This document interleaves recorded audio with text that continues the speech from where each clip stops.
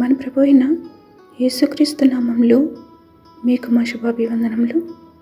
ఈరోజు దేవుని వాగ్దానము, మీరు చీకటిలో నుండి ఆశ్చర్యకరమైన తన వెలుగులోనికి మిమ్మల్ని పిలిచిన వాని గుణాతిశయములను ప్రచురము చేయ నిమిత్తము ఏర్పరచబడిన వంశమును, రాజులైన యాజక సమూహమును, పరిశుద్ధ జనమును, దేవుని సొత్తైన ప్రజలునై ఉన్నారు. ఒకప్పుడు ప్రజగా ఉండక ఇప్పుడు దేవుని ప్రజ అయితిరి. ఒకప్పుడు కనికరింపబడక ఇప్పుడు కనికరింపబడిన వారైతిరి. 1 పేతురు 2వ అధ్యాయము 9-10 వచనాలు.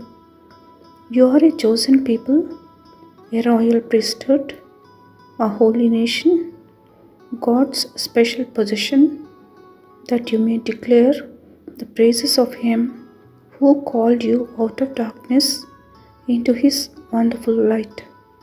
Once you were not a people, but now you are the people of God. Once you had not received mercy, but now you have received mercy. 1 Peter chapter 2 verses 9 and 10. ప్రార్థన.